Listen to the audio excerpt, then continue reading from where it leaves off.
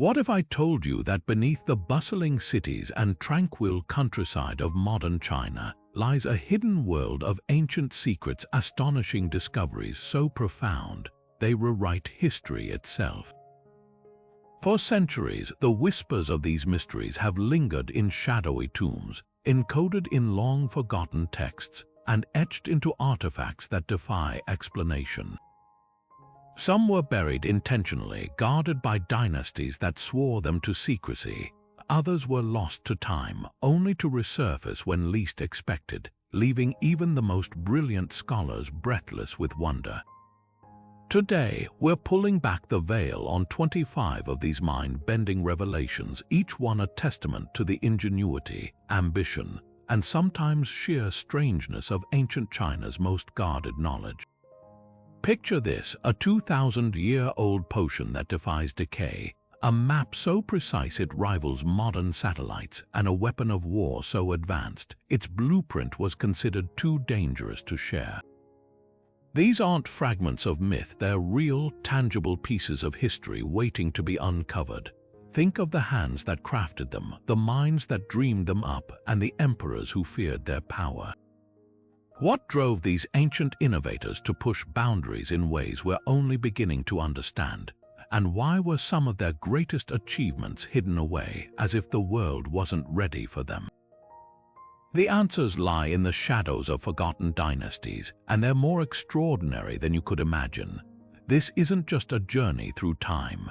It's an invitation to stand shoulder to shoulder with archaeologists deciphering cryptic inscriptions, to walk the corridors of palaces where emperors whispered secrets, and to witness the moment a long-lost artifact finally reveals its truth. Whether it's a medical remedy centuries ahead of its time or a cosmic calendar that predicted celestial events with eerie accuracy, each of these 25 secrets will leave you questioning what else might still be out there waiting to be found. So settle in, because by the time we're done, you'll see ancient China not as a distant chapter in a textbook, but as a living, breathing puzzle, daring us to solve it one astonishing piece at a time. Buried beneath the earth for over 2,000 years, the Terracotta Army wasn't just a grand display of power. It was something far stranger. When farmers stumbled upon those first broken clay figures in 1974, they had no idea they were scratching the surface of one of history's most elaborate enigmas. 8,000 soldiers, each with a face so distinct, archaeologists swear no two are alike. But here's what textbooks don't tell you: these statues might not have been meant to guard the emperor at all. Some scholars argue the army was never intended for the afterlife, but for something far more theatrical, a recreation of Qin Shi Huang's actual military, designed to perform rituals no living army could. Picture a massive, eternal stage play where clay soldiers replaced flesh and blood for ceremonies too dangerous or sacred for humans. The craftsmanship alone defies logic. Every archer, charioteer, and infantryman was molded with anatomical precision, right down to the tread on their boots and the strands of their braided hair. Even more puzzling, the vibrant paint that once covered them now faded to whispers of color. Chemical analysis revealed pigments mixed with toxic mercury, the same substance that poisoned the emperor himself in his quest for immortality. Was this army part of that doomed experiment? And why were some pits filled with acrobats and bureaucrats instead of warriors? The deeper you dig, the clearer it becomes. This wasn't just a tomb. It was a mirror, a reflection of an emperor so obsessed with controlling even death, he built an entire clay bureaucracy to serve him beyond the grave. Perhaps the most haunting clue lies in what's missing. Among those thousands of faces, not a single one shows fear, grief, or even determination. They're eerily blank, as if waiting for orders that never came.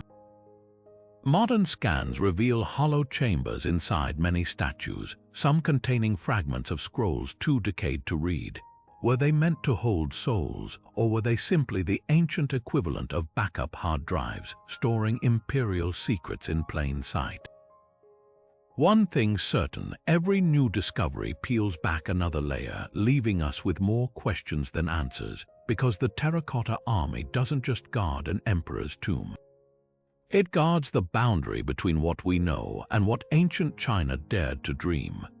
If you think modern science pushes boundaries, wait until you hear about the alchemists of ancient China, men who didn't just want to understand nature but to conquer death itself.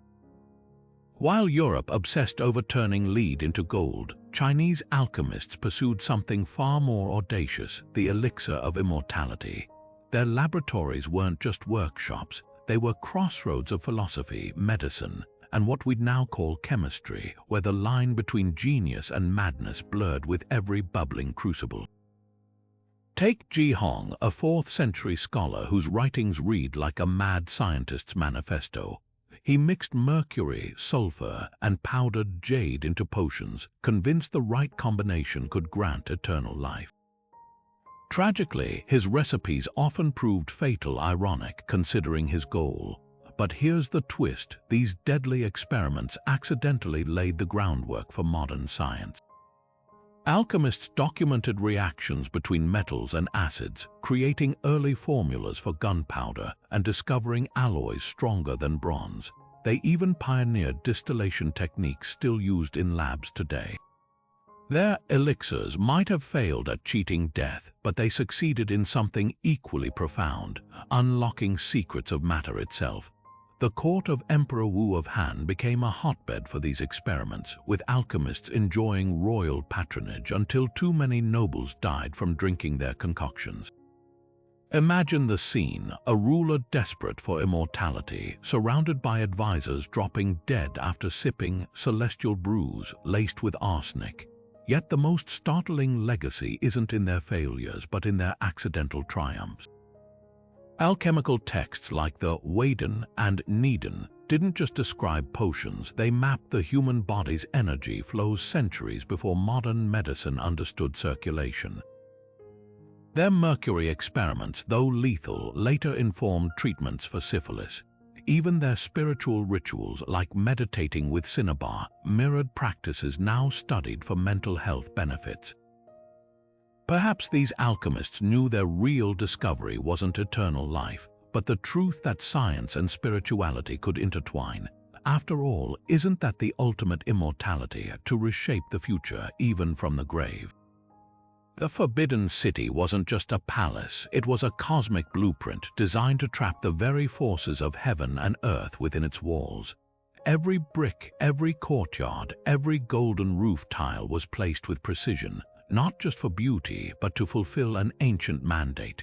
The emperor wasn't merely a ruler, but the living link between mortals and the divine. Look at its layout from above, and you'll see the pattern emerge. 9,999 rooms, one short of the mythical 10,000, said to belong to the Jade Emperor's celestial palace. A deliberate choice, whispering, almost but not quite divine. Even the number 9 itself, repeated obsessively in gates, staircases, and decorations, wasn't arbitrary. In Chinese cosmology, 9 is the ultimate Yong number, the pinnacle of earthly power, reserved for the Son of Heaven alone. But the real marvel lies in the alignment. The entire complex points precisely north-south, not just for symmetry, but to mirror the celestial pole, the axis around which ancient astronomers believed the heavens revolved. At noon during the winter solstice, sunlight would strike the emperor's throne with mathematical precision, bathing him in a golden halo. This wasn't theater, it was theology in stone. Even the materials held hidden meaning. The golden roofs weren't gilded for opulence, but because gold symbolized the sun's unyielding power. The crimson walls, more than imperial pomp, they pulsed with the color of fire, the element that destroys corruption, and beneath it all, an invisible web of numerology. 5 bridges leading to the outer court for the 5 Confucian virtues, 3 tiers on the ceremonial ramps, echoing heaven, earth, and mankind. Every dimension a cipher, every corridor a prayer. Yet the most chilling secret isn't in the design, it's in what was deliberately left out. No trees grew in the central courtyards, not for aesthetic austerity, but because wood symbolized rebellion. No shadows were allowed to linger where the emperor walked. Even the roof guardians, those lines of mythical creatures, were a coded defense. The more statues, the more sacred the building. The Hall of Supreme Harmony boasts 10, a number so potent it was thought to repel evil spirits. And at night, when the gates slammed shut, the Forbidden City became a fortress of symbols, its very geometry a shield against chaos. Because in a world where dragons hid in rivers and demons lurked in shadows, architecture wasn't just about power, it was survival. Hidden in plain sight across China's imperial cities, the 9 dragon walls aren't just dazzling mosaics, they're silent guardians pulsing with symbolism so potent, even time hasn't dulled their power. These towering screens of glazed tile, adorned with coiling dragons, weren't built for decoration. They were spiritual firewalls designed to deflect misfortune and shield palaces from unseen threats. The most famous, in Beijing's Beihai Park, stretches over 80 feet long, its 9 dragons frothing in a sea of turquoise and gold. But why 9? In Chinese cosmology, 9 isn't just a number, it's a command. The single-digit zenith, representing the emperor's absolute authority over the 8 directions of the compass and the center he ruled. Each dragon embodies one of these celestial domains, their interlacing bodies forming an unbreakable shield against chaos. Look closer and the details grow even more mesmerizing. Every scale on these creatures was fired in imperial yellow, a color forbidden to commoners. Their claws grip pearls not as treasure but as symbols of wisdom snatched from the heavens. The background tiles, 575 shimmering panels, a number derived by multiplying 9 by 64 the squares on the I Ching's divination board. This wasn't artistry, it was sacred mathematics, a lattice of luck calculated to the last decimal. Even the placement of these walls followed strict rules. Always positioned before throne halls or gateways, they acted as spiritual airlocks, filtering out malevolent energy before it could reach the emperor.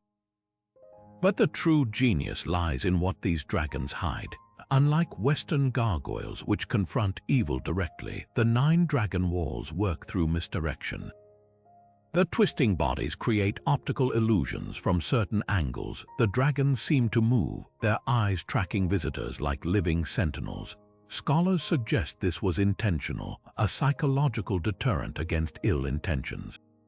And then there's the oddity of the 5th dragon at the center of each wall. While the others snarl or roar, this one remains serene, its mouth closed. Some interpret this as the emperor's quiet dominance, others as a reminder that true power needs no display. Either way, the message is clear: cross this line, and you face not just a ruler but the cosmos itself, woven into tile and glaze. Perhaps the most haunting proof of their power lies in what didn't happen. Of the original 12 9-dragon walls built during the Ming and Qing dynasties, not one was ever vandalized, not during rebellions, not in wartime. Even when the Forbidden City fell, these walls stood untouched, as if the rebels themselves feared to test their magic. Today, when tourists toss coins at the Beijing Wall's base, they're unknowingly continuing an ancient tradition, not for wishes, but as tribute to forces older than dynasties. Because these dragons were never just art, they were the last line of defense between order and oblivion, spelled out in ceramic and fire. 2,000 years before modern seismographs, a Chinese polymath named Zhang Heng unveiled a device so advanced it defied the technological limits of its time, a bronze vessel that could sense earthquakes from hundreds of miles away. Picture a sculpted urn adorned with 8 dragon heads, each clutching a copper ball above the open mouths of 8 corresponding toads. When the earth trembled even faintly, one of those dragons would release its ball with uncanny precision, clattering into the toad's mouth to reveal not just the quake's occurrence but its direction. In one famous account from the year 138, the device triggered without any local shaking, only for messengers days later to confirm a distant tremor in the exact direction the dragon had indicated. The mechanics behind this marvel remain partially shrouded in mystery, but reconstructions suggest an almost poetic simplicity. Inside the urn, a pendulum hung motionless until seismic waves set it swaying, activating intricate levers that tipped the correct dragon's head. What stuns modern engineers isn't just its accuracy, but its efficiency. Unlike today's electricity-dependent sensors, Zhang Heng's seismoscope required no external power, just the Earth's own vibrations. Some scholars argue its sensitivity rivaled early 20th century models, capable of detecting quakes too subtle for human perception. Yet the real genius lies in its duality. This wasn't merely a scientific instrument, it was a political masterstroke. In an era when earthquakes were seen as heavenly judgments, the seismoscope transformed natural chaos into imperial authority. By predicting disasters, the emperor could position himself as heaven's interpreter, soothing panicked populations with apparent divine insight. Recent tests using scaled replicas have only deepened the wonder. The device's directional accuracy holds up under modern scrutiny. How did Zhang Heng, without any knowledge of tectonic plates or wave propagation, engineer such precision? The answer might lie in the Han dynasty's obsession with harmony. Just as their philosophers saw the cosmos as interconnected, so too did Zhang's design mirror that unity, turning the Earth's whispers into a language even emperors could understand. What's haunting is how much knowledge vanished with time. The original seismoscope was lost, its secrets preserved only in cryptic texts. Some speculate its disappearance wasn't accidental, that later dynasties, wary of its power, suppressed the technology. Today, as scientists strain to improve early warning systems, Zhang Heng's invention stands as a humbling reminder. Sometimes the past holds keys we're still struggling to reinvent. The Silk Road's golden caravans didn't just carry silks and spices, they smuggled secrets.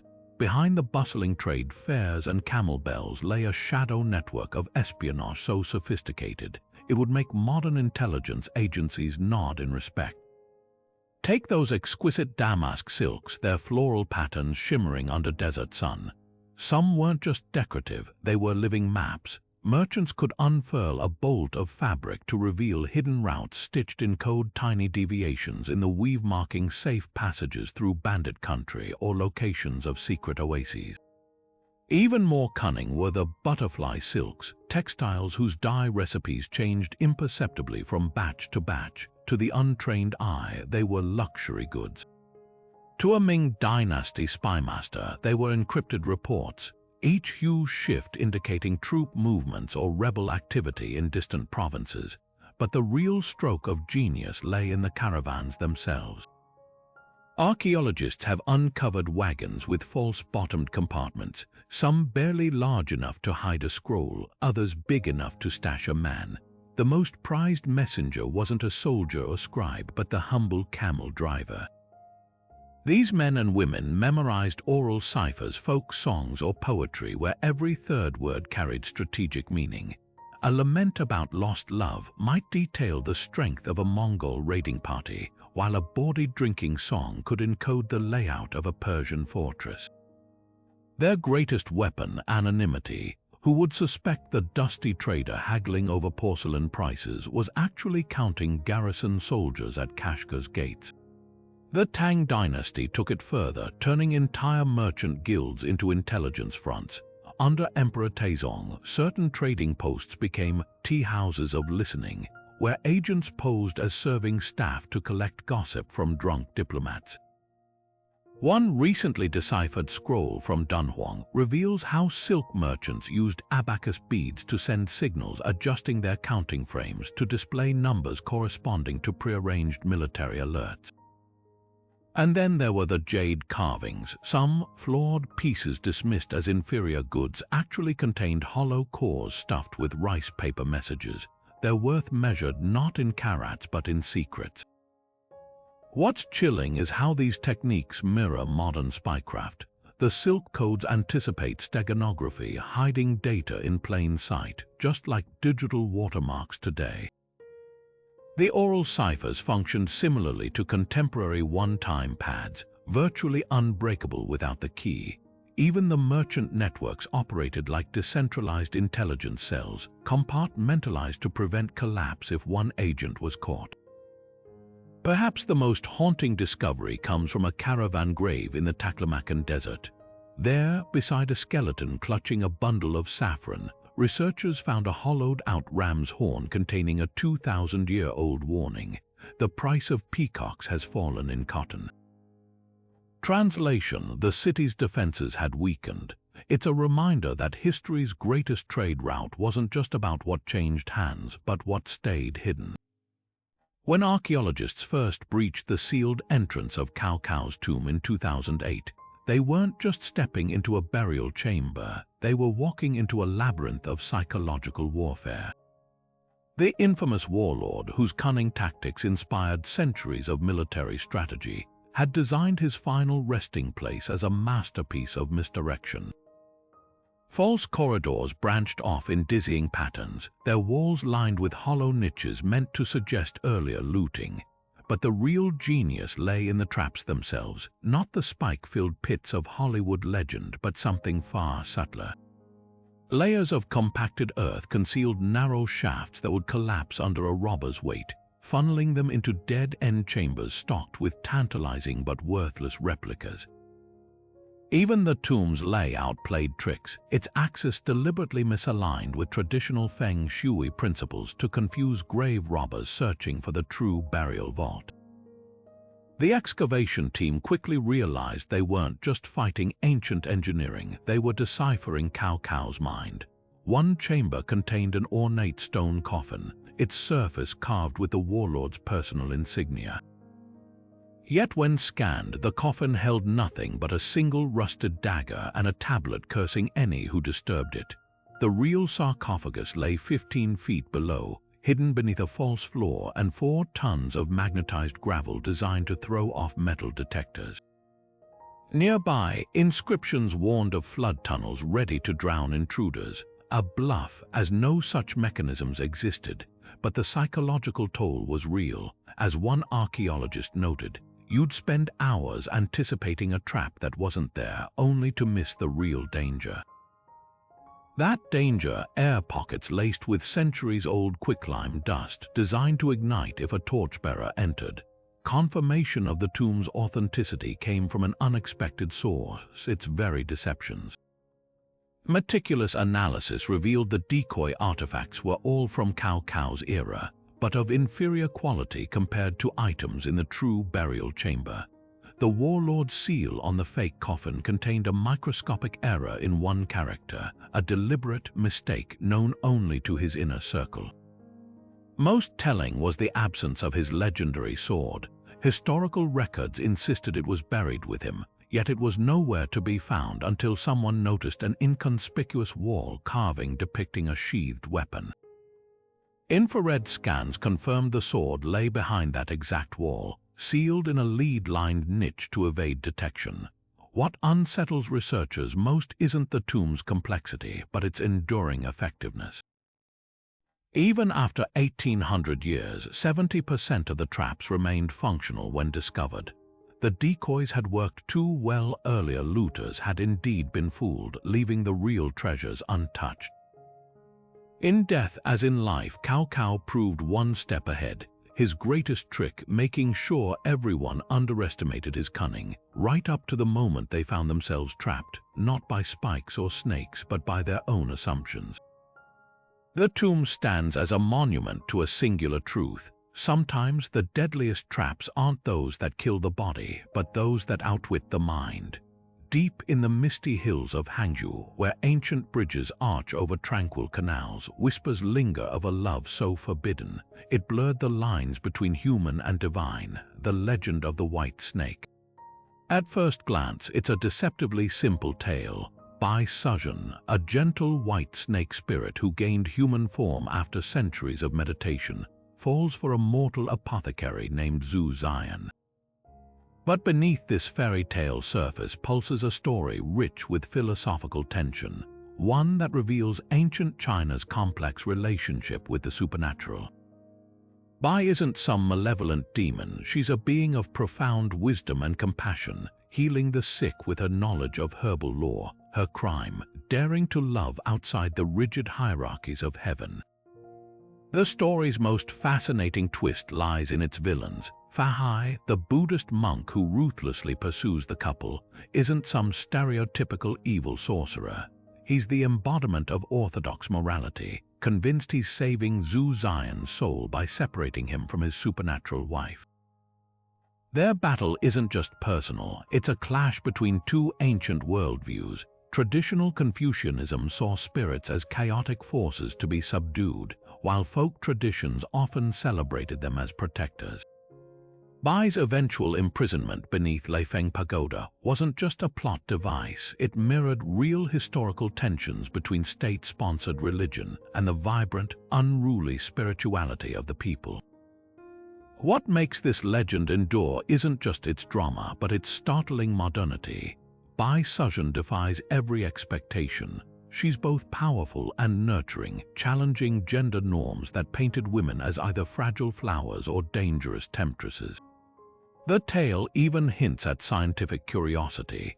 Bai's medical skills often surpass mortal physicians, suggesting spirits might understand nature's laws better than humans. Later versions added layers of social commentary, with some Qing dynasty storytellers casting Fahai as a corrupt official in monk's robes, exploiting superstition for control. The most haunting detail, real-world echoes. Leifeng Pagoda, said to be Bai's prison, actually collapsed in 1924, and locals swore they saw a white mist coil upward before vanishing. Whether coincidence or collective imagination, it proves how deeply this story seeped into China's cultural DNA. Because the white snake isn't just about magic, it's about who gets to decide what's natural, what's moral, and who has the right to love whom. Centuries later, that question still hisses in the dark, waiting to be answered. Everyone knows the art of war, Sun Tzu's legendary treatise on military strategy. But what if I told you that was just the beginning? Hidden in fragments of bamboo scrolls and imperial archives lie strategies so audacious, they were deliberately omitted from the official text. These weren't your standard flanking maneuvers or siege tactics. They were psychological masterstrokes designed to shatter an enemy's will before a single sword was drawn. Take the infamous borrowed corpse tactic, where Sun Tzu ordered his soldiers to exhume enemy dead, dress them in fresh uniforms, and prop them upright along the battlefield's edge. Under moonlight, these grisly sentinels appeared to be reinforcements terrifying opposing troops into retreat without a fight. Then there's the empty fort strategy, later immortalized in the Romance of the Three Kingdoms. When massively outnumbered, a commander would fling open his city gates, station unarmed civilians on the walls, and sit calmly playing the zither in full view. The sheer absurdity of the display, so counter to all military logic, would paralyze the enemy with suspicion, convincing them they were walking into an ambush. Historical records suggest Sun Tzu himself used this during the Chu-Wu conflicts, turning certain defeat into bloodless victory through sheer theatricality. But perhaps the most chilling revelation comes from unearthed bamboo slips dating to the Han Dynasty. These describe shadowless spies, not traditional scouts, but groups of actors and poets sent to infiltrate enemy camps. Their mission: spread carefully crafted folk songs through taverns and markets, lyrics subtly designed to erode morale or misdirect troop movements. One song might exaggerate the harshness of winter ahead, causing an army to delay their march. Another could romanticize desertion, triggering mass defections. These weren't just tricks, they were early experiments in mass psychology, proving Sun Tzu's most ruthless insight: that wars are won not just by overpowering the body, but by outthinking the mind. The irony: many of these strategies were later scrubbed from records by Confucian scholars who deemed them dishonorable, yet their fingerprints linger in unexpected places. Modern special forces still study Sun Tzu's teachings on misinformation campaigns, while tech companies mimic his principles of asymmetrical warfare. Because true strategy, as the master knew, isn't about following rules. It's about rewriting them while your enemy isn't looking. In the shadowed corridors of imperial palaces, where courtiers bowed with smiles and daggers hidden in their sleeves, poison wasn't just a weapon, it was an art form.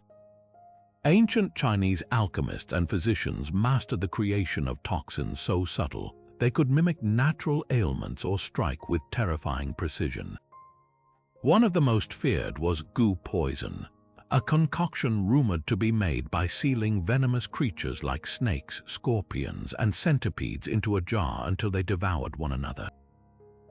The surviving creature's venom, now supercharged by this brutal alchemy, was harvested and distilled into a powder so potent, a pinch could induce agonizing paralysis over days. Emperors feared it precisely because its symptoms resembled common illnesses, a fever here, a muscle spasm there, making assassination deniable. But the real sophistication lay in the antidotes developed through equally macabre trial and error.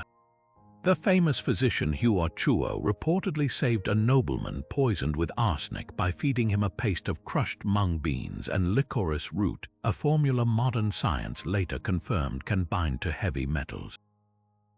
Even more startling were the universal antidotes like snow jade powder, a mix of pearls, cinnabar, and rare herbs that counteracted multiple toxins by accelerating the body's natural purification.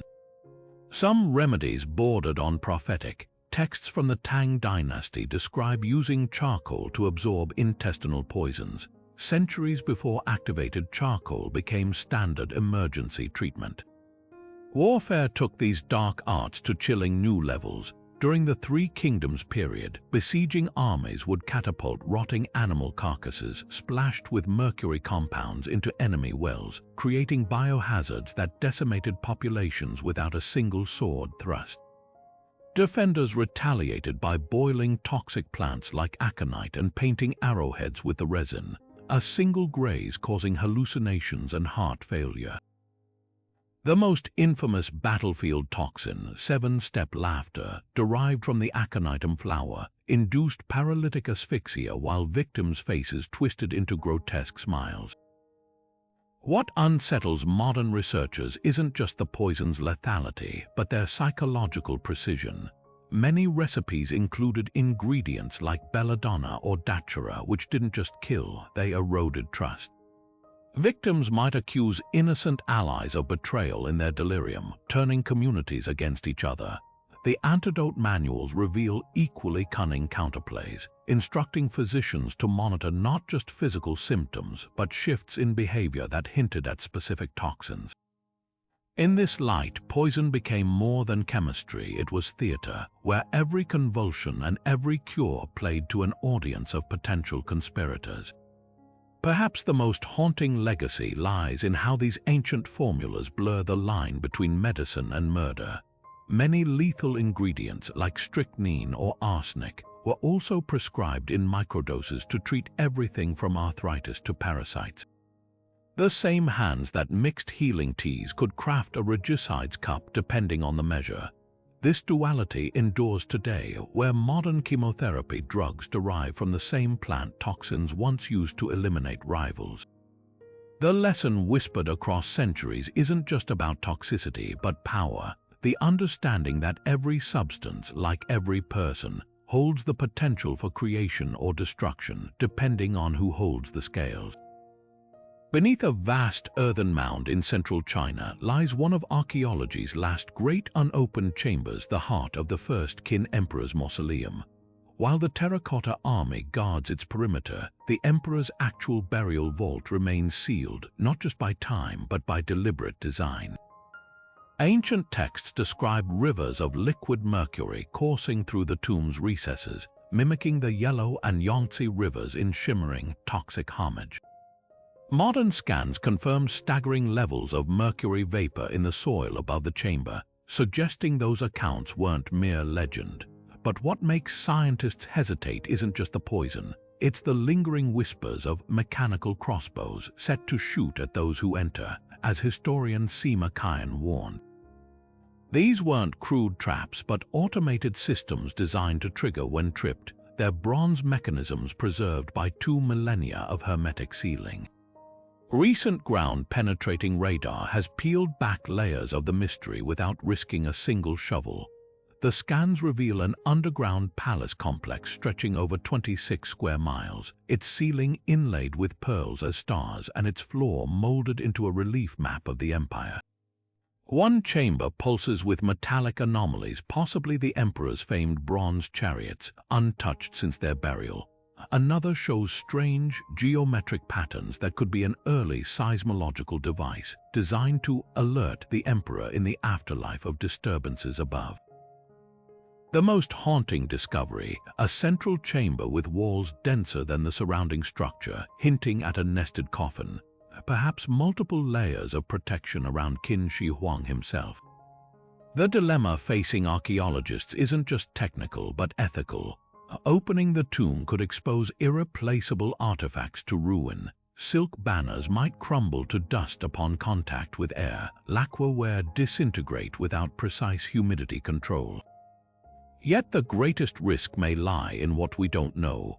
Sima Qian's records mention 100 artisans sealed alive with the emperor, their final task ensuring no outsider learned the tomb's secrets. If true, disturbing the site risks desecrating a royal tomb and a mass grave. For now, the mound stands as a silent challenge, a treasure trove of Han Dynasty technology, art, and cosmology forever just beyond reach. The Mercury rivers still flow, the crossbows remain cocked, and the first emperor's final secret stays intact, that some doors once shut were never meant to open. To the untrained eye, ancient Chinese calligraphy might seem like elegant brushwork, but every stroke could hide a dagger. Master scribes didn't just write words, they wove clandestine messages into the very bones of their characters, turning imperial decrees and rebel missives into puzzles only the initiated could solve. Take the seal script used during the Qin dynasty. Its intricate loops and flourishes weren't just artistic, they functioned like cryptographic seals. A single exaggerated downward stroke in an emperor's edict might confirm a death warrant, while a subtly shortened horizontal line could covertly pardon a prisoner. Even the spacing between characters carried weight. Tight clusters signaled urgency, while wider gaps hinted at hidden alliances. The Tang dynasty elevated this craft to high art. When poet Lai Bai penned verses praising moonlit rivers, his brushwork concealed rebel sympathies. His signature, drunken style, characters slanting wildly as if inebriated, wasn't just aesthetic. To fellow dissidents, the angles of specific strokes mapped safe houses in Chang'an, with a degree of tilt indicating distance from palace gates. Meanwhile, court calligraphers developed the flying white technique, where deliberately dry brushstrokes left thin gaps in the ink. To outsiders, it appeared decorative, but insiders knew. The number of breaks in a character's spine revealed troop movements along the Silk Road. Perhaps the most ingenious system emerged during the Ming Dynasty's censorate. Officials sending corruption reports would use twin brush calligraphy, writing each character with 2 overlapping strokes. Under normal light, the document appeared ordinary, but held at an angle, the secondary strokes formed a separate message, visible only to those who knew where to look. Rebel groups countered with ghost script, where harmless Buddhist sutras, when read vertically instead of horizontally, spelled out assassination plots. Even the paper itself could be a cipher. Certain scrolls, when backlit, revealed watermarked grids marking rally points, the characters aligning perfectly with the hidden lattice. The genius of these systems lay in their deniability. Unlike ciphers that required decoding, calligraphic secrets hid in plain sight. A spy could be captured with an incriminating message, yet no prosecutor could prove treason when every stroke followed classical aesthetics. Modern forensic analysis has only scratched the surface. Some scholars believe entire dynastic coups were orchestrated through nothing more than the curve of a single brushstroke. Because true power, as these scribes knew, isn't just in what you say, but in what you let others think they've seen. Imagine a fleet so vast, its masts darken the horizon, 300 ships crewed by 28,000 men, some vessels 5 times larger than Columbus's Santa Maria. This was Admiral Zhang He's legendary treasure fleet, the mightiest armada the pre-modern world had ever seen. Yet after 7 epic voyages between 1405 and 1433, the entire enterprise vanished from history as if swallowed by the sea. Official Ming Dynasty records were systematically purged, shipyards dismantled, and maritime maps burned. Why would an empire destroy its greatest technological marvel? The answers lie in a conspiracy spanning jealousy, philosophy, and fear. One theory points to shifting imperial priorities. Zhang He's voyages coincided with Emperor Yongg's reign, a ruler obsessed with projecting power beyond China's borders. But after his death, Confucian scholars regained influence at court. To them, these voyages symbolized waste-siphoning silver to entertain barbarian kings with giraffes and gemstones while peasants starved. Worse still, Zhang He himself posed a threat, a Muslim eunuch commanding armies and diplomacy to the new regime that was heresy, so they dismantled his legacy quite literally.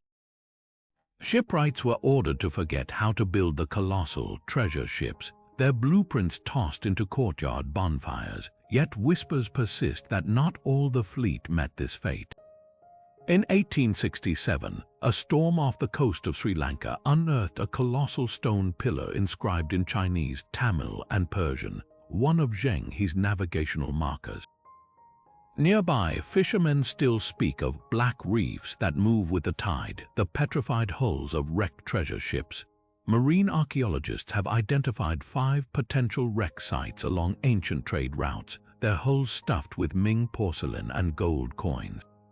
Even more intriguing are the accounts from Arab traders describing Chinese junnats reaching East Africa decades after the fleet's official dissolution. Could rogue captains have kept sailing, defying the emperor's recall order to establish hidden colonies? The most chilling possibility involves not negligence but deliberate sabotage. Some wreck sites show evidence of fire damage inconsistent with storms, charred beams split by extreme, localized heat. Ming court documents reference purification by flame of tainted vessels, likely those carrying exotic diseases from foreign lands. Combine this with the fleet's sudden disappearance during a time of rampant plague, and a dark pattern emerges. Perhaps Zhang He's ships weren't just retired, they were scuttled, their crews sacrificed to prevent biological catastrophe. What makes the lost fleet so haunting isn't just its physical absence, but what its destruction cost China. Just decades after the shipyards fell silent, Portuguese caravels rounded Africa unchallenged. Had Zhang He's voyages continued, might the age of exploration have borne a Chinese face? The answer died with those 300 ships either rotting in some forgotten cove or reduced to ashes by an empire terrified of its own ambition. Ancient Chinese spies didn't need magic to vanish. They mastered the art of disappearing through science, psychology, and sheer ingenuity. Historical texts like the 36 stratagems describe operatives who could blend into crowds or landscapes so completely they seemed to evaporate before their target's eyes. One technique, called the cicada sheds its shell, involved leaving behind carefully placed items, a cloak draped over a bush, footprints leading to a cliff edge to trick pursuers into believing the spy had vanished into thin air. But the real secrets lay in manipulating perception. Spies would wear fabrics dyed with pigments derived from crushed malachite and indigo, colors that subtly shifted in sunlight to mimic foliage or shadow. At twilight, these cloaks rendered them nearly invisible against forest or stone. The Tang dynasty took it further, training agents in what we'd now call selective attention warfare.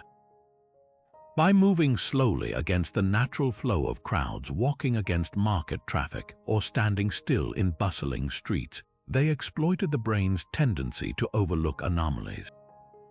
Court records tell of an assassin who infiltrated a governor's compound by mimicking the precise gait and posture of a servant. his face smeared with a paste of ash and oil to blur his features in torchlight. To onlookers, he wasn't a stranger, just another faceless worker. Even sound played a role. Spies wore shoes lined with layers of felt and rice paper to muffle footsteps, while some operatives carried hollow bamboo reeds to mimic the clicking of insects, masking their movements with nature's own soundtrack. Perhaps the most chilling accounts come from Ming-era espionage manuals detailing ghost powders. These mixtures, containing crushed luminescent minerals and reflective mica, could be sprinkled on clothing to diffuse light around the wearer in fog or moonlight. One infamous assassination attempt describes the killer appearing as little more than a ripple in the air before striking. Modern experiments with similar compounds have shown startling results. Under low light, test subjects wearing reconstructed ghost powder cloaks became nearly invisible beyond 10 paces. But the ultimate invisibility cloak wasn't fabric or chemistry, it was psychology.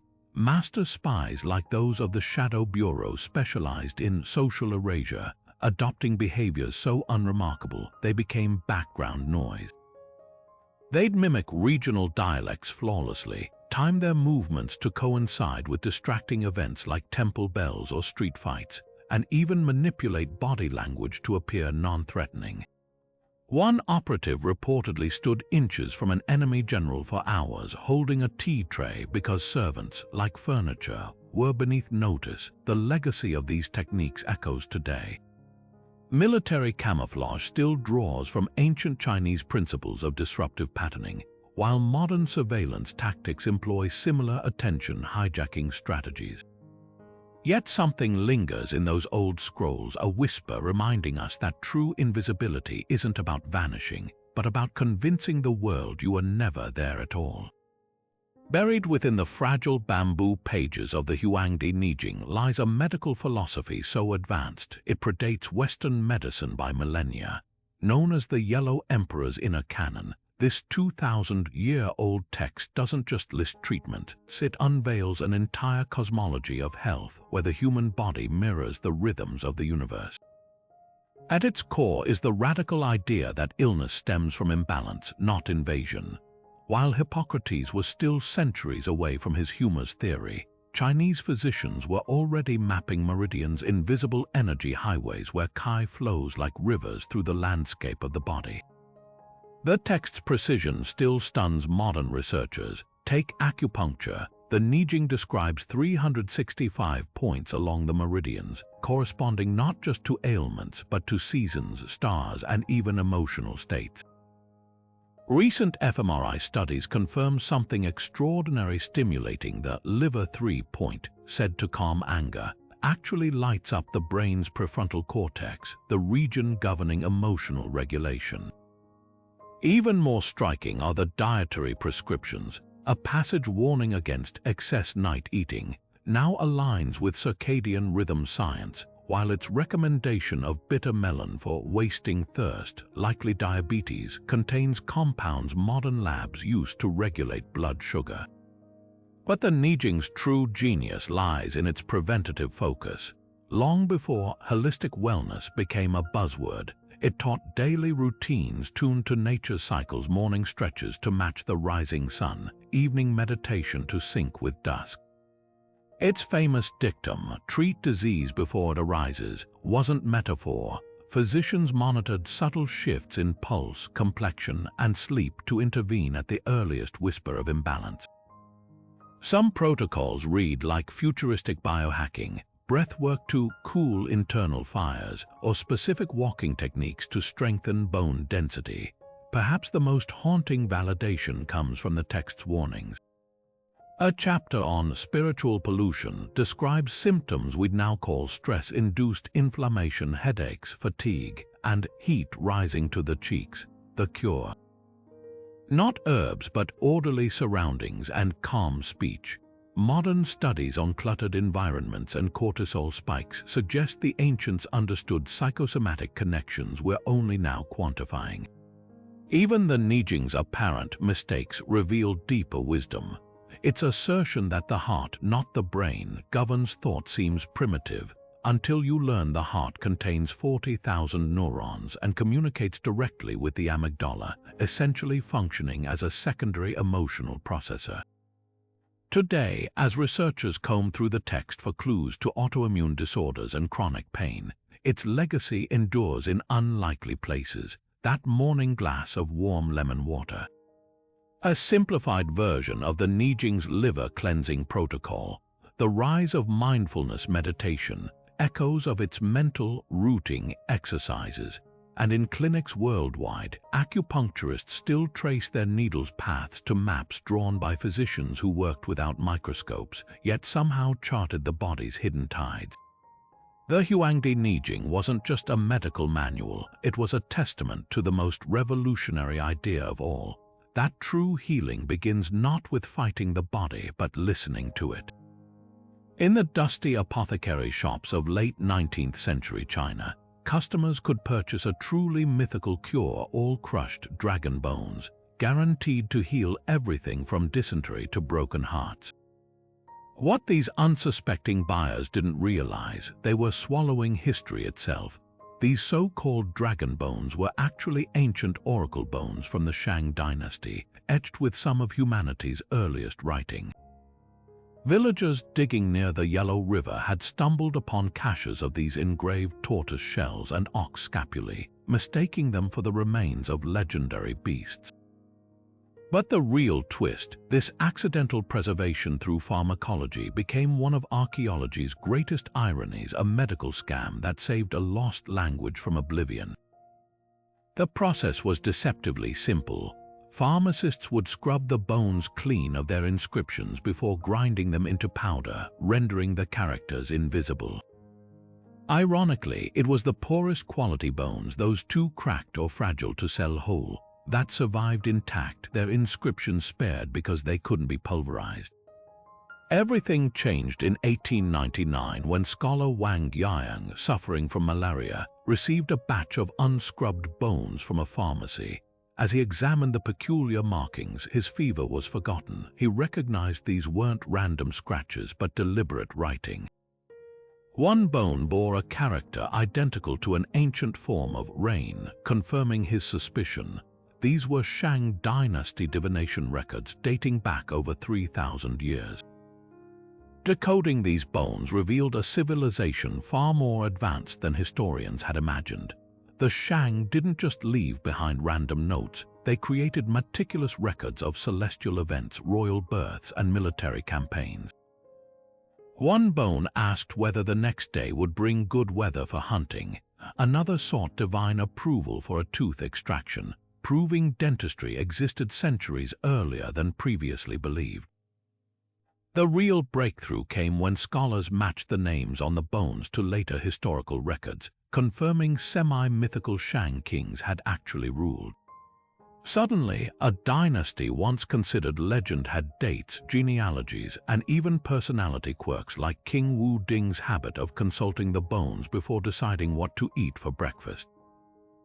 What makes this scandal-turned discovery so remarkable is its duality.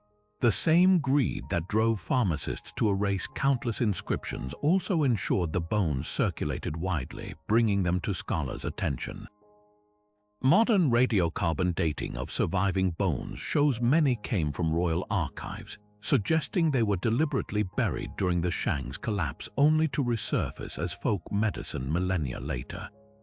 Today, the over 50,000 recovered oracle bones form the oldest systematic writing in East Asia, their characters the direct ancestors of modern Chinese script.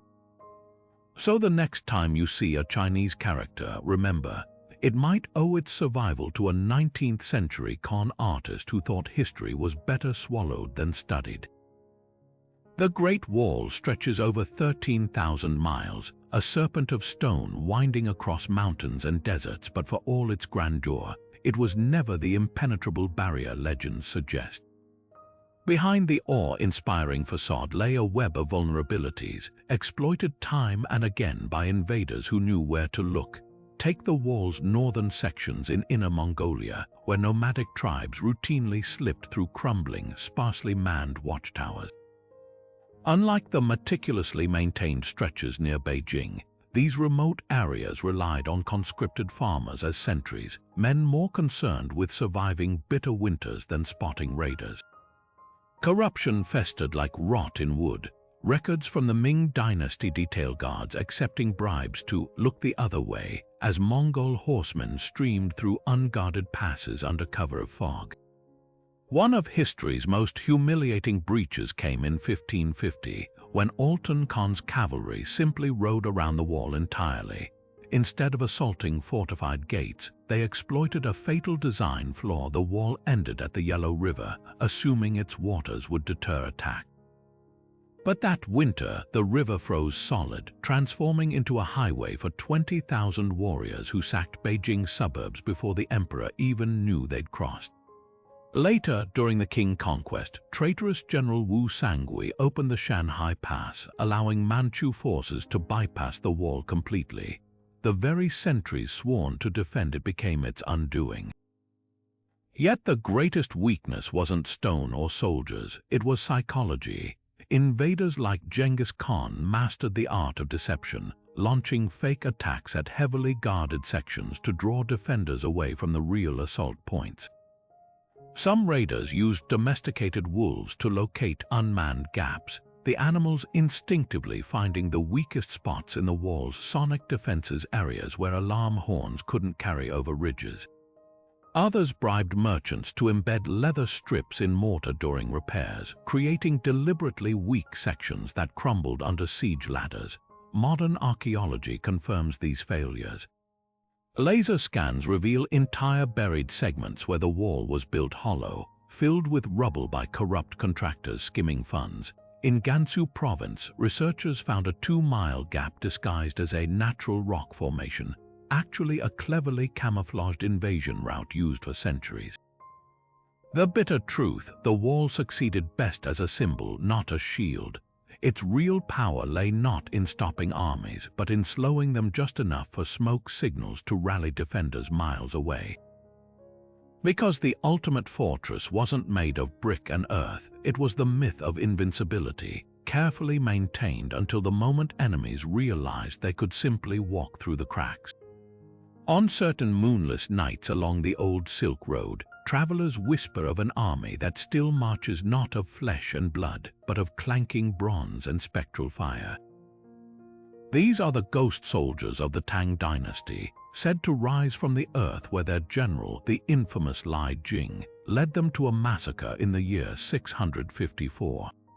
According to Tang chronicles, Li's troops were ambushed in a narrow valley near Dunhuang, slaughtered to the last man by Turkic horsemen, but legend insists their story didn't end there. Locals swore the slain soldiers refused to disband, their spirits bound by unfulfilled vengeance. Some accounts describe glowing figures in shattered armor emerging from sandstorms, their swords still gleaming as if freshly forged. Others tell of merchants who followed the sound of distant war drums, only to stumble upon phantom battle lines reenacting their final moments in eerie silence. What makes these tales more than campfire stories is their chilling plausibility. Tang military manuals reveal Li Jing pioneered a form of psychological warfare using elaborate props, bronze helmets rigged with flammable oils to burn ominously at night, and hollow statues that emitted ghostly wails when wind passed through them. Archaeologists excavating the Dunhuang Valley found peculiar artifacts, helmets fused together by extreme heat, and metal fragments with odd grooves that may have once held resonating strings. Could these be remnants of devices designed to terrify enemies? Some scholars suggest the ghost army sightings began as a tactical deception, with survivors using Li's inventions to make their tiny rebel band appear like an undead legion. The folklore took on a life of its own. By the Ming dynasty, parents warned misbehaving children that Li Jing's soldiers would clank through the walls to snatch them away. During the 1920s, a British explorer's journal described a sandstorm parting to reveal a host of figures moving in perfect unison, though no footprints marked the dunes behind them. Modern attempts to explain the phenomena range from mass hallucinations induced by desert mirages to lingering electromagnetic disturbances from ancient metal deposits. But perhaps the most haunting clue comes from a 9th century mural in the Mogao caves, showing a battle scene with one eerie detail: every soldier's shadow points in the wrong direction, as if cast by a light source not of this world. Whether spectral army or masterful hoax, the legend's endurance speaks to something deeper. In a land where ancestors are revered, the idea that loyalty could outlast death itself resonates powerfully. Those bronze ghosts, real or imagined, became more than soldiers. They became symbols of defiance, proof that some vows are so binding, not even the grave can break them. And on still nights near Dunhuang, when the wind hums through the ruins, it's said you can still hear the faintest clink of armor, as if the ranks are forming up once more, waiting for their final orders. Deep beneath the lantern-lit streets of imperial China, in tea-house back rooms and disguised as humble pilgrimages, thrived one of history's most enduring rebellions, the White Lotus Society. To outsiders, they appeared as nothing more than devout Buddhists chanting sutras and offering incense.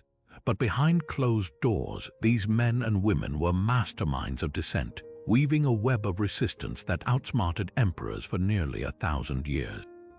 Their name alone was a cipher. The white lotus flower symbolized purity in Buddhism, but to initiates, it stood for something far more dangerous: the belief that even the mightiest dynasties could be toppled like rotten trees.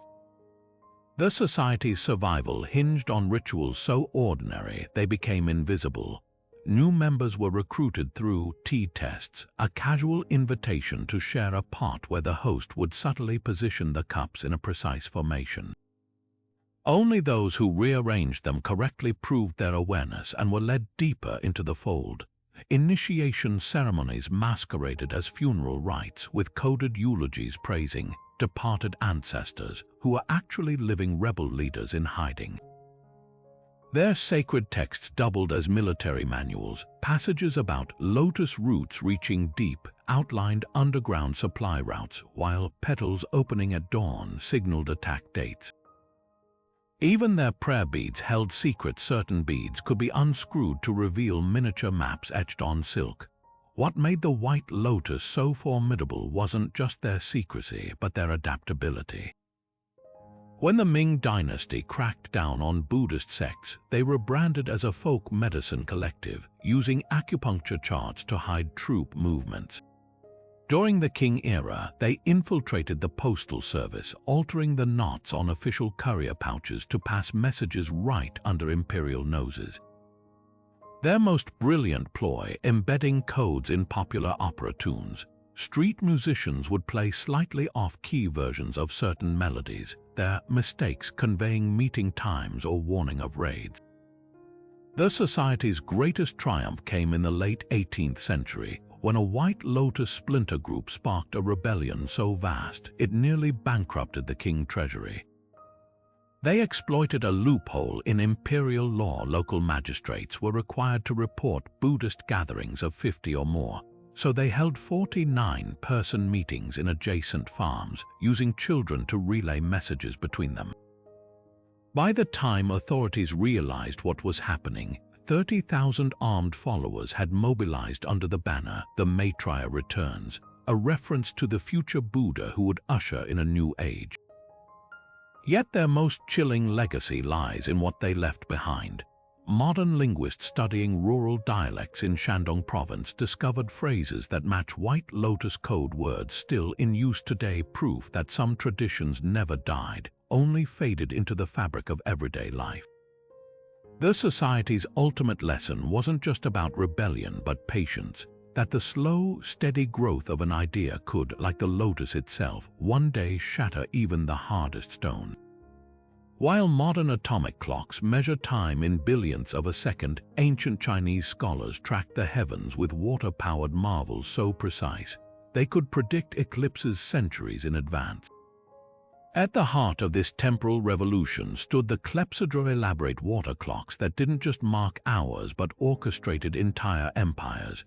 The most sophisticated, built during the Song dynasty, stood over 30 feet tall, its bronze pipes and cascading basins functioning like a liquid computer. Each droplet's descent triggered wooden puppets to strike bells, flip tablets displaying the hour, and even adjust for seasonal changes in daylight. One palace clock featured a rotating celestial globe synchronized with the water flow, its stars aligning perfectly with the night sky outside. But water clocks were just the beginning. The ancient Chinese sundial took timekeeping into the realm of cosmic art. Unlike simple shadow casters, these dials compensated for the sun's changing path through the seasons. The Yi dynasty's edgeless sundial used curved gnomon lines to ensure accuracy year-round, while temple astronomers employed chanting dials where the length of a shadow triggered specific musical tones, a sonic clock for blind scholars.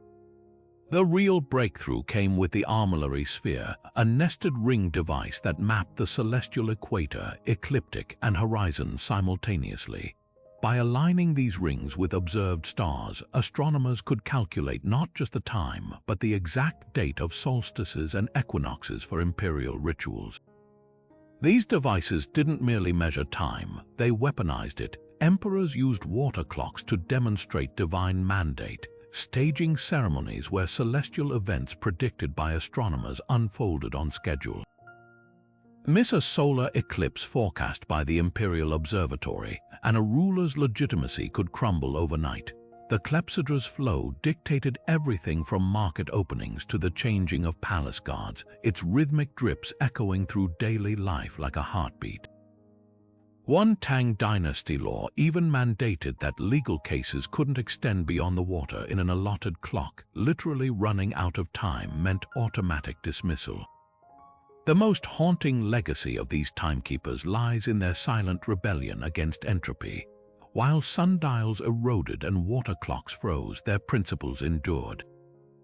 Jesuit missionaries in the 17th century were stunned to find Chinese astronomical clocks outperforming European models by wide margins. Today, fragments of these devices whisper their secrets, like the excavated Song dynasty clock gear with precisely spaced teeth to account for Earth's axial tilt, or the Han dynasty clepsydra that still drips reliably when reconstructed.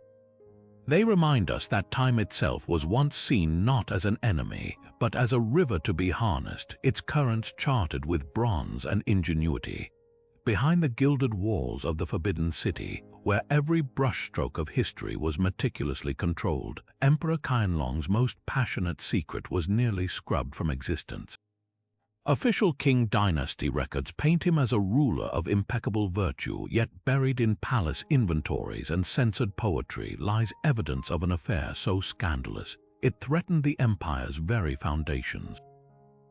Her name was Rong Fei, a concubine from the Muslim Hui minority, whose influence over the emperor ignited a firestorm of courtly intrigue.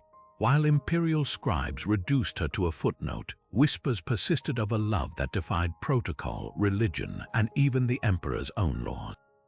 The truth began emerging from an unlikely source: routine accounting scrolls. Meticulous palace records noted sudden surges in gifts of sapphire blue silk and jasmine perfume, colors and scents traditionally associated with Hui culture, all earmarked for Rong Fei's quarters. Even more telling were the travel logs. Qianlong's inspection tours to Xinjiang suspiciously coincided with Rong Fei's hometown visits, with entire detours added to the imperial itinerary. But the smoking gun came from a seemingly innocuous poetry anthology. The emperor, a prolific writer, had published thousands of verses, yet scholars noticed glaring gaps in the sequencing. One missing poem, later discovered in a Buddhist temple's private collection, contained startling lines. Her eyes hold Kashgar's stars slash, yet the court sees only storm clouds. This wasn't just a romance, it was political dynamite. Qianlong had ruthlessly suppressed Muslim uprisings in Xinjiang, making his liaison with a Hui woman tantamount to treason in the eyes of conservative Manchu nobles. Court documents reveal frantic efforts to purify the historical record. Rong Fei's name struck from ancestral tablets, portraits altered to remove her distinctive huey headdress, even the demolition of a pink marble pavilion rumored to be their meeting place. The emperor's own journals from this period show pages carefully excised with a razor, the cuts so precise they suggest his personal involvement in the cover-up. Yet love leaves fingerprints no censor can fully erase. In the emperor's private quarters, restorers found a hidden panel behind a landscape painting containing a single pearl hairpin and a folded sketch of a woman's face, not in the formal imperial style but rendered with intimate, hurried strokes. Most poignant of all is a decree from Qianlong's later years, ordering the destruction of all foreign clocks in the palace. Historians now believe this stemmed from Rong Fei gifting him a European timepiece, its ticking a constant reminder of stolen moments that could never be reclaimed. The greatest irony, in trying to erase her, Qianlong immortalized Rong Fei more powerfully than any official honor could, because history remembers what power tries hardest to forget, not the polished lies of empires but the human cracks beneath the porcelain glaze. Buried beneath layers of myth and disputed history lies China's ghost dynasty, the Xia. Officially recorded as the first imperial lineage, ruling for over 400 years with legendary kings like Yu the Great, the Xia should have left behind palaces, tombs, and artifacts to rival the Shang. Yet archaeologists have found almost nothing conclusive. The mystery isn't just about vanished relics, it's about how an entire civilization could slip through history's fingers. Some scholars argue the Xia were deliberately erased by later dynasties eager to claim primacy, while others insist they never existed at all, their stories woven from ancient tribal folklore. But what if the truth is far stranger? The debate hinges on a single, tantalizing clue, the bamboo annals. Discovered in a 3rd century tomb, these chronicles describe Xia rulers with startling specificity: floods tamed, rebellions crushed, even astronomical events like a double dawn that modern scientists confirm was a solar anomaly around 1600 BC. Yet no physical evidence matches these records. Excavations at Erletu, once hailed as the Xia capital, revealed advanced bronze workshops and palatial foundations, but no inscriptions naming the dynasty. It's as if the Xia built a kingdom, then vanished into the whispers of time. One provocative theory suggests the Xia weren't erased, they were absorbed. The Shang, who followed them, may have systematically dismantled Xia monuments and repurposed their bronzes, melting down ceremonial vessels to stamp with their own insignia. The practice wouldn't be unique. Later dynasties often recycled the past to legitimize their rule, but the Xia's case is peculiar. Even their name, meaning summer in Chinese, hints at something ephemeral, a season that fades. Unlike the Shang's obsession with ancestor worship, the Xia left no oracle bones bearing their lineage. Were they a confederation of tribes later mythologized into a dynasty? Or victims of history's first great rewriting? The most haunting possibility emerges from geology. Core samples from the Yellow River show catastrophic flooding around 1900 BC, precisely when the Xia were said to have fallen. Could their entire civilization have been swallowed by the very waters Yu the Great supposedly tamed? Ancient texts speak of the Xia's last king, Jai, whose tyranny made the earth tremble. Some interpret this as poetic license, but seismologists point to active fault lines near proposed Xia sites. If an earthquake triggered floods and landslides, it would explain the scarcity of remains and the birth of legends painting their end as divine retribution. Modern technology keeps the mystery alive. LiDAR scans have revealed buried city grids in Henan province matching descriptions of Xia settlements, while chemical analysis of jade artifacts shows sourcing from regions the Xia supposedly controlled. Yet without definitive inscriptions, the question lingers: were they history's losers scrubbed from the record by victorious successors? Or a mirror held up to our own desire for beginnings, proof that even empires can dissolve like mist, leaving only stories behind? The Xia's greatest legacy might be this: the reminder that history isn't just written by the victors, but by the earth itself, swallowing secrets whole. Imagine drifting into sleep knowing you could shape the very fabric of your dreams not as fantasy, but as a sacred art form. Ancient Chinese mystics didn't just experience dreams, they orchestrated them with meticulous precision, turning the unconscious into a workshop for prophecy, healing, and even political strategy. Texts like the Zhaoyi Kantonki reveal startling techniques for dream incubation, where sleepers pre-programmed their visions through rituals involving scented herbs, weighted blankets, and whispered mantras. Emperors like Tang Taizong relied on court dream masters to interpret nocturnal omens before battles, while Taoist adepts used lucid dreaming as a spiritual ladder, training themselves to climb through layered dream realms to commune with celestial beings. The process began long before bedtime. Dream seekers would purify themselves for days, fasting from meat, bathing in chrysanthemum-infused water, and meditating on specific questions carved into bamboo slips placed beneath their pillows. Historical records describe specialized dream chambers in imperial palaces, their walls inscribed with constellations and floors heated to precise temperatures to induce theta brain waves. One Tang Dynasty manual prescribes a tea of magnolia bark and jujube seeds to open the third eye of sleep, claiming it allowed practitioners to receive messages from ancestors. The results weren't mere coincidence. A Sung Dynasty general's diary recounts dreaming of a flooded river days before an enemy dam burst, saving his troops because he'd heeded the warning. Healers took it further, practicing dream acupuncture, where patients visualized needles penetrating meridians in their dream bodies, often reporting real symptom relief upon waking. A recovered manuscript from Dunhuang details a case where a noblewoman cured her chronic pain by dreaming of a golden serpent uncoiling along her spine, a visualization matching modern neurology's understanding of nerve pathways. Even more fascinating were the shared dreams orchestrated by monastic communities.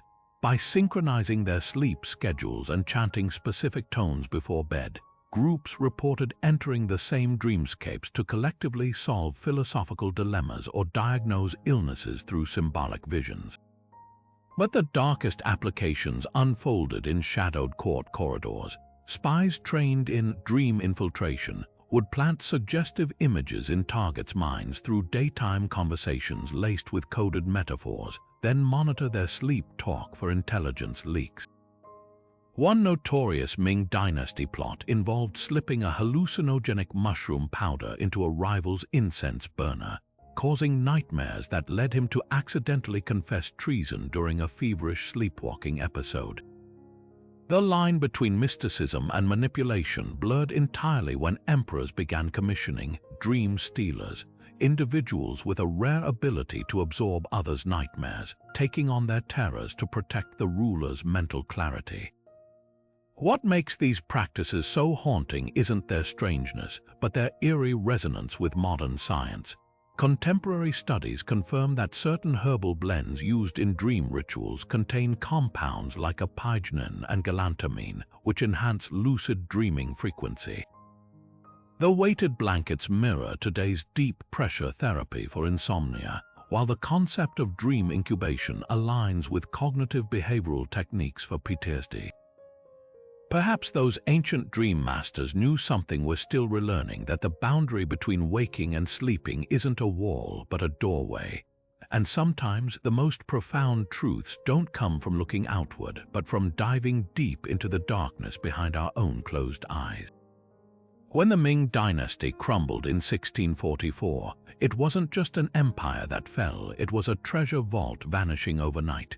Legends speak of gilded palanquins fleeing Beijing under cover of darkness, their floors stuffed not with nobles but with jade seals and gold-leafed scrolls. Somewhere between the Forbidden City's sacked halls and the mountains of the south, the Ming Emperor's most sacred riches disappeared, sparking a hunt that continues centuries later. Modern expeditions armed with ground-penetrating radar and drone cartography have uncovered tantalizing clues. a shipwreck off the Fujian coast brimming with Yongle-era porcelain, a Shaanxi cave system where gold ingots stamped with imperial motifs lay half-buried in sediment. But the true prize remains elusive: the lost imperial regalia of the Hongwu emperor, symbols of the mandate of heaven itself, last seen in the panic of dynastic collapse. One of the most compelling trails leads to Nanjing, the dynasty's original capital. In 2018, construction crews digging a subway line unearthed a sealed chamber beneath what was once the palace's ancestral temple. Inside, archaeologists found not treasure but a map, a labyrinth of ink strokes on rotting silk, marking routes along the Yangtze River. Follow those coordinates today, and you'll reach a remote stretch of riverbank where sonar has detected unnatural voids beneath the waterline. Local fishermen tell of nets snagging on black rocks that shine when wet, likely lacquered chests preserved in anaerobic mud. The most provocative theory comes from a decoded merchant's diary, suggesting the treasure fleet's captains diverted ships upriver during Lai Zicheng's rebellion, scuttling them in shallow tributaries to recover later. Yet the treasure hunt takes stranger turns offshore.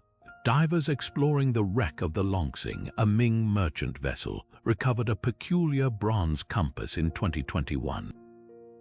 Its dial points not north but to a cluster of uninhabited islands in the East China Sea.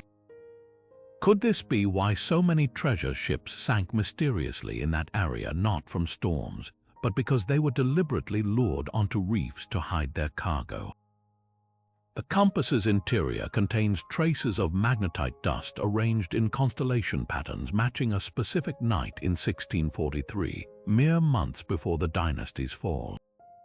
Was this the celestial alignment needed to find the main hoard? The most haunting discoveries aren't gold or jade, but the human traces left behind.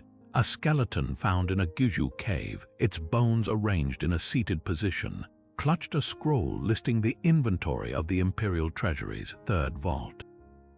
Forensic analysis revealed the man died from a mercury-based poison, likely a loyalist who took his own life to protect the secret. Nearby, etched into the cave wall, were the characters for South of the Star, an archaic term for Hainan Island. There, in 2019, a typhoon exposed a seaside cliff pocked with man-made tunnels, their entrances plugged with stones carved with Ming-era taboos. What makes this hunt so electrifying isn't just the potential wealth, but the psychological warfare waged across centuries. The Ming loyalists didn't just hide treasures, they salted false clues, booby-trapped caches with quicklime bombs, and encoded maps within Buddhist sutras. Modern seekers must contend with these layers of deception while racing against time. Urban expansion and dam projects threaten to flood potential sites forever. Each discovery peels back another layer of the Ming's final, desperate act. Not to preserve riches for recovery, but to ensure that if they couldn't hold heaven's mandate, no one would scattering their legacy like puzzle pieces across land and sea, daring posterity to prove itself worthy of the find. The pursuit of immortality wasn't just a fantasy in ancient China. It was an obsession that shaped empires, inspired groundbreaking science, and left behind a trail of poisoned emperors and paradoxical cures. At the heart of this quest lay a fusion of Taoist mysticism and pragmatic alchemy, where the boundaries between spiritual enlightenment and laboratory experiments blurred into something extraordinary.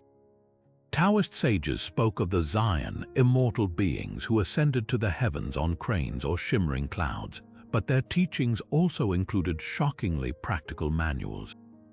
Texts like the Baopuzi detailed recipes for immortality pills, made from jade dissolved in morning dew or gold liquefied with mercury potions that often proved fatal long before they granted eternal life. Yet the driving force behind these experiments wasn't delusion, but a profound philosophical conviction that the human body could be refined like metal in a crucible, purging mortality itself through ritual and chemistry. Emperors like Qin Shi Huang and Wu of Han didn't just fund these experiments, they became their most desperate test subjects. Qin's infamous mercury-filled tomb mirrors his daily consumption of mercury-laced elixirs, a practice he believed would preserve his flesh indefinitely. Court records describe how Wu dispatched fleets to mythical Mount Pinglai, seeking the herb of immortality from reclusive sages. But here's the twist: these weren't wild goose chases. Recent archaeological finds suggest the herb might have been Ganoderma mushroom or Gynostema tea, both now studied for their anti-aging properties. The alchemists' greatest failure, their lethal mercury concoctions, unwittingly birthed early chemistry, with their meticulous notes on metal reactions forming the foundation for later scientific breakthroughs. The cultural impact rippled far beyond palace walls. Immortality myths seeped into everyday life through folklore, like the tale of the moon goddess Chang, who stole her husband's immortality pill and fled to the lunar surface, a cautionary fable about the perils of obsession. Artisans crafted immortality mirrors from polished bronze, inscribed with symbols meant to capture celestial energy. Even cuisine reflected this hunger for eternity. Dishes like longevity noodles and eight-treasure rice weren't just festive foods, but edible talismans symbolizing unbroken lifelines. What makes these quests so haunting isn't their failure, but their accidental legacy. Taoist breathing exercises developed to nourish vital energy now resonate in modern wellness practices like Qigong. Alchemical terms like Niden, internal elixir, evolved into frameworks for mental discipline, and in laboratories today, researchers study compounds like resveratrol and rapamycin, molecules that might one day slow aging, fulfilling the ancient dream in ways those mercury-drinking emperors never imagined. The irony: true immortality was never in the elixirs, but in the ideas themselves, enduring long after the hands that mixed them turned to dust. What an astonishing journey we've taken through 25 revelations that shatter everything we thought we knew about ancient China. From terracotta warriors guarding an emperor's theatrical afterlife, to alchemists accidentally pioneering chemistry in their quest for immortality, each secret peels back layers of a civilization far more advanced and far more mysterious than textbooks ever suggested.